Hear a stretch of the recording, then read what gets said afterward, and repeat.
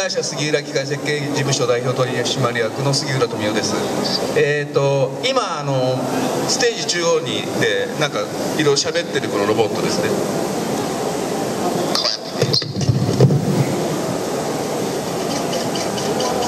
これはロボカップサッカーとか言ってますけど、ロボカップサッカーを、は世界大会で3連覇してる、ダーウィン OP っていう、教育研究用の、オープンプラットフォーム、ヒューマノイド型のオープンプラットフォームです。今回はですね、この子が主人公じゃなくて、この子の弟分が生まれたんで、5万円のロボット、これを紹介します。ちょっと、黙ってもらいます。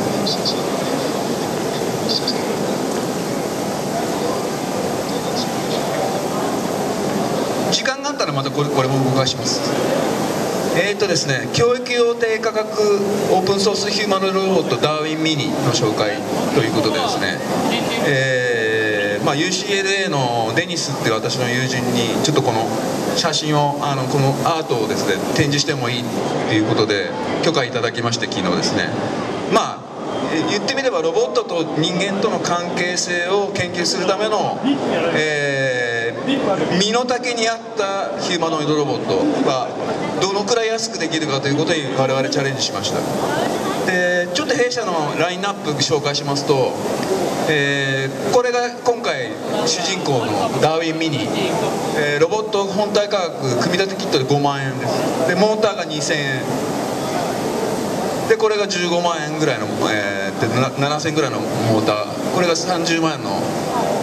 ロボットですね。競技用です。これは教育用で、これは東大さんとかにも入ってますけど、ダーウィン OP というこのロボット、これは、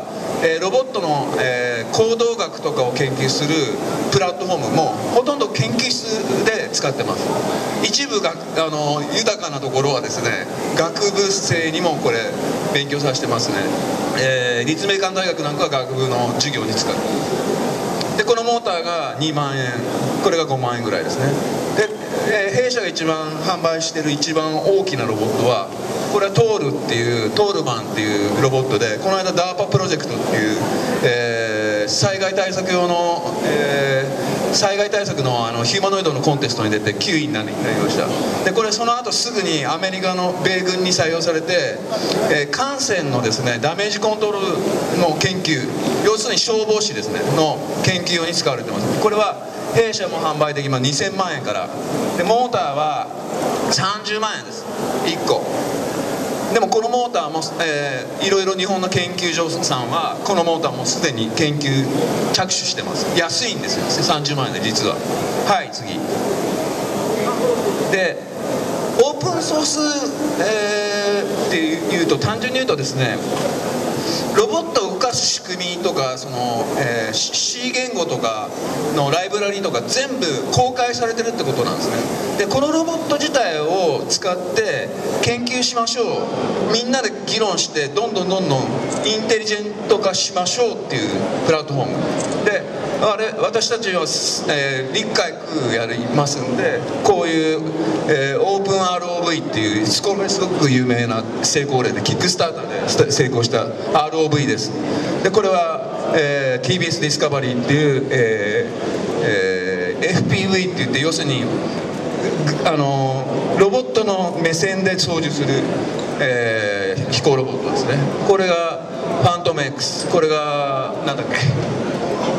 ウィドアーム、これも全部オープンソースで、世界中の、日本だけですガラパゴス化してるのは、世界中の潮流っていうのは全部オープンソース化です。なぜかというと開発が早いのと、みんなでこう共有し合うと、ロボット進化すごい速くなる。で先ほど、真ん中で喋ってたこのダーウィンっていうのは、確かに潤沢な資金がある学校さんは買います、これ何台も。ただ100万円っていう値段だってさすがに学部生に与えることもできないし、高校なんかもう無理ですよね、この値段だと。で私たちは数年かけて小型化にチャレンジして、ちょっとこれダーウィン OP っていうのはアメリカがの大学連合が開発したロボットで、これがデニス教授です。私の友達で、100万円のロボットだとさすがに、みんなに買い与えるってことはできないんで、頑張って5万円のロボット、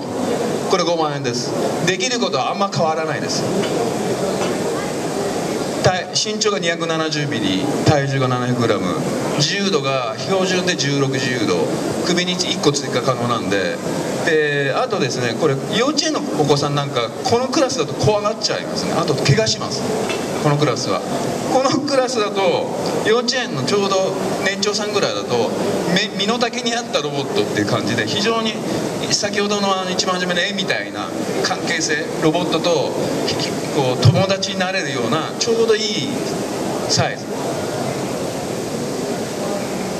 で、パッケージもすごい綺麗にパッケージされてますけど、これはキットです。で組み立てはですね、大の大人だと4時間ぐらいあれば組み立てします。こんな感じですね。部品はピンで止まってるんです。これネジじゃなくてオルロシステムって言って、この色がついたところ、これ全部リベットなんですね。だからピンでパチパチパチパチはめていくんで、まあ子供工具持たせたくない、危ないからとかっていう親御さんにも心配はないです。ただ部品がちっちゃいので食べちゃうような子供にはちょっと無理なんで、私の会社の顧客ではロボット英才教育やってる、エンジニアの方のご子息では幼稚園の年長さんから、もう試合に参加してます。ロボワンっていう、ちなみに私社団法人二足歩行ロボット協会のメンバーです。はい、次これが何子だっけ、春樹くん。この子が最年少パイロットで、この頭見ていただけると分かるんですけど、これカブトっていう頭で、3次元プリンターで、出力してます。で3次元プリンターで出力するっていうことはどういうことかっていうと、このダー 4P もそうなんですけど、このダーウィンってフレームのデータが全部 STL じゃなくてステップっていうジオメトリーも拾える、幾何情報も拾える3次元の情報が公開されてます。全部の部品ですから、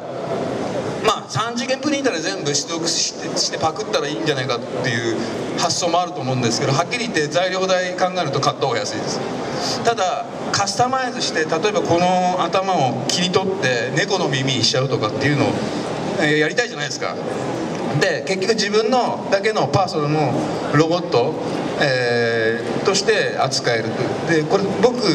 思うには、これ相当飲み屋とかにもう連れてってます。あと、電波新聞社の編集長はですね、出張旅行に必ずこれ連れてって行き先々の飲み屋でこう、飲み屋の女将にこうちょっかい出すようなことをやってますね。でこれ要するに世界初のモバイルヒューマノイド、700g しかないんで、トートバッグにスポッと入って持ち運びができると。はい、そういうことで、それではデモンストレーションこれやって、ちょっとお待ちくださいね。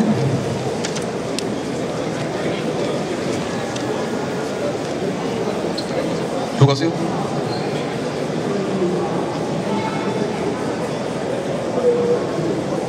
はじめまして。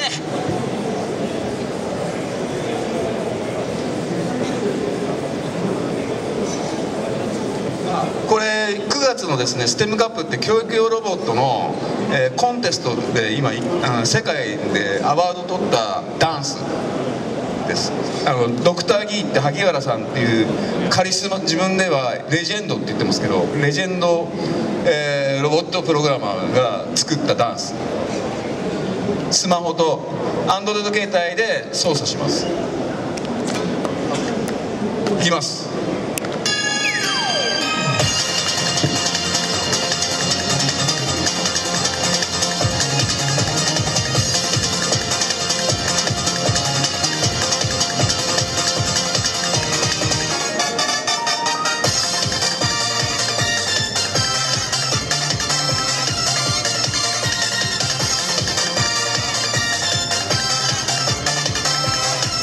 これ YouTube YouTube にアップロードしたら早回し疑惑っていうのは早回しじゃねえかって世界中に言われて、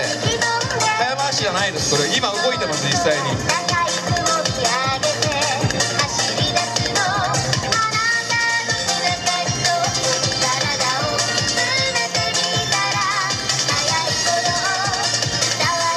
こういうことができるようになりました。5万円で。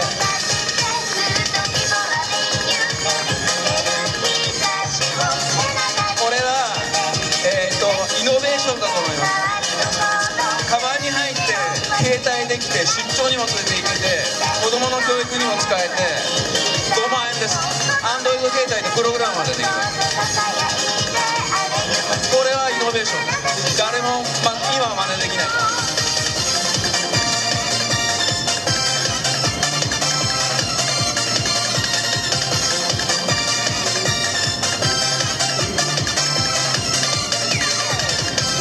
こういうのをイノベーションと言います。ありがとうございました。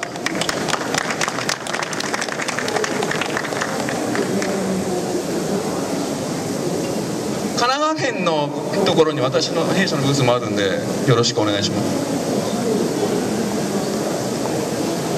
このダーウィンのお兄ちゃん分のデモのとこもやってますんで、はい。杉浦機械設計事務所様、どうもありがとうございました。ありがとうございました。